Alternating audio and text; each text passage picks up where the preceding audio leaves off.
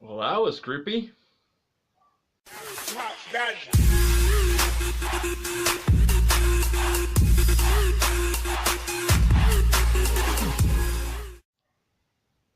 Inferno!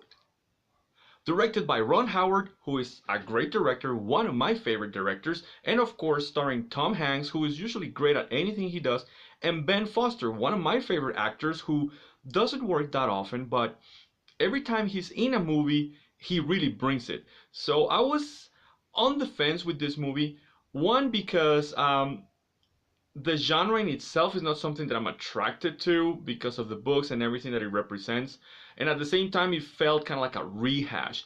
Every movie is the same, every story is the same, every book is the same. So it felt kind of like, again, with the clues, come on, why would people keep dropping clues to find something terrible or something mystical? It started feeling like, what was that movie? American Treasure with Nicolas Cage.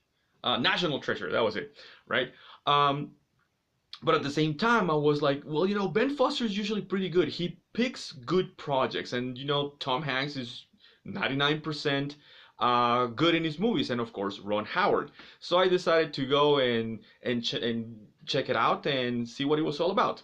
All right, so first level. The first level, cinematography, the technical aspect of the movie is actually pretty solid. The director, again, is pretty good in this project. Um, the movie looks very nice, is well shot, very, very high quality type film. And of course, the long establishing shots, and when you shoot in Europe, you have the benefit of the good backdrops and everything. So the movie looked pretty good. Hans Zimmer with the music this time was a little subtle. Nothing really stood out or jumped out at you like, oh, Hans Zimmer score. It was pretty serviceable at best, I would say, but not bad. So don't get me wrong. Um, and the actors themselves, especially Tom Hanks, like he felt like he's not tired of this particular character, but at the same time, it was sometimes like, yeah, I'm doing this again. So I don't know. It felt pretty good at times, and other times it was like he was just phoning it in. I don't know. Maybe it was me, but that was the impression that I got. And Ben Foster was really not that memorable in this movie. Anybody really could have played his character. Uh, it was pretty bleh.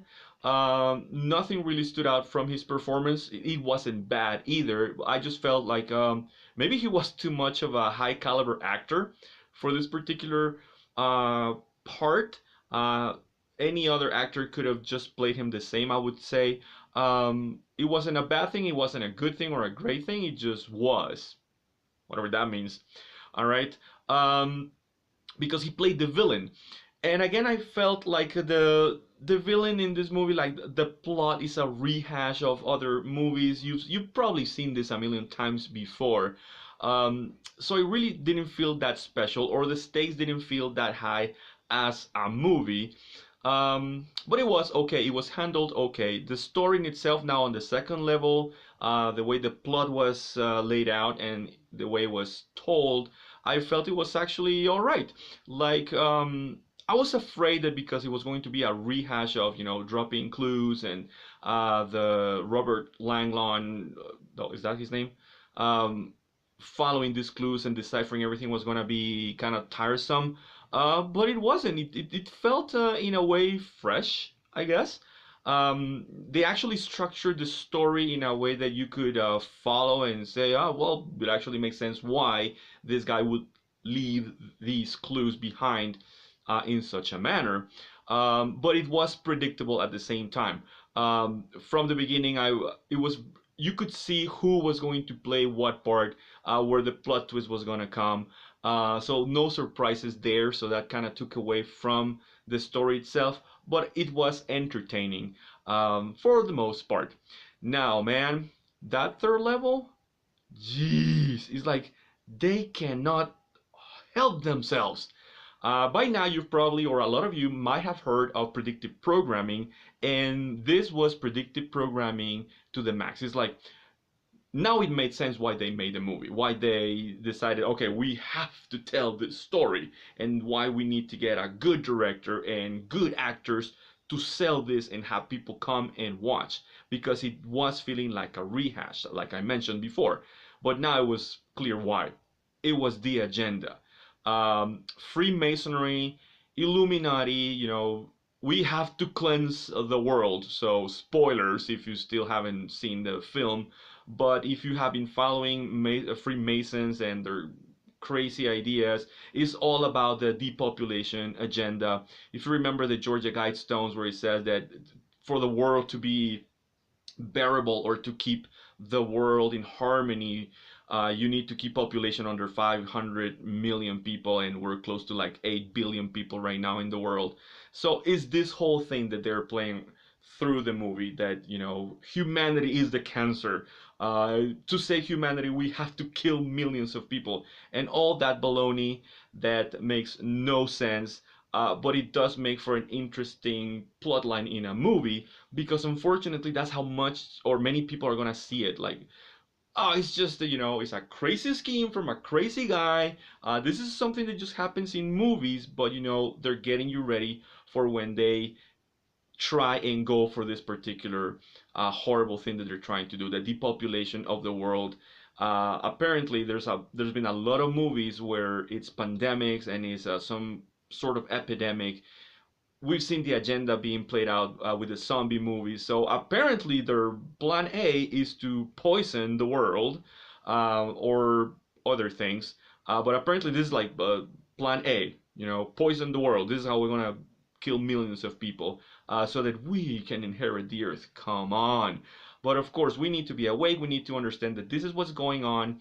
The movie's called Inferno, which is, Latin for hell, literally. The last act of the movie happens in Istanbul, Turkey, and you know that in Turkey lies Satan's throne. Um, there's all sorts of symbolisms of water. There's a rebirth plaque at on the bottom of this pool-like thing. There's pyramids. There's rivers of blood. There's imagery of hell. So it's all there. And unfortunately, most people just look at this like, this is just a movie.